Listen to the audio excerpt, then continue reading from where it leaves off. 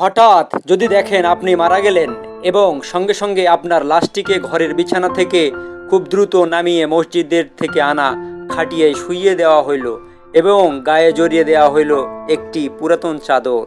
সারা বাড়ি আত্মীয় স্বজনদের মাঝে খবর হয়ে গেল, সবাই আসলো, আশেপাশে ভিড় করে সবাই কাঁদছে।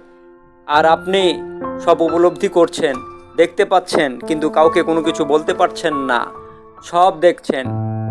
কেউ কেউ আপনার সম্পত্তি, বিবি বাচ্চা নিয়ে নিজের মন গড়া চিন্তা করছে, আপনি কিছুই করতে পারছেন না। এবং এটাও দেখছেন আপনার আপনজনেরাই স্বার্থ নিয়ে টানাটানি করছে। তাই শেষবেলার সাথী হিসেবে আমল নিয়ে যেতে হবে। যার আমল ভালো হয়ে যাবে তার আখিরাত এবং পরকাল ভালো হয়ে যাবে।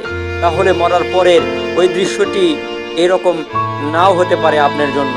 তাই আসুন মহান আল্লাহ তাআলাকে খুশি বা রাজি খুশি করার জন্য আজই তওবা করে আল্লাহর পথে ফিরে আসি।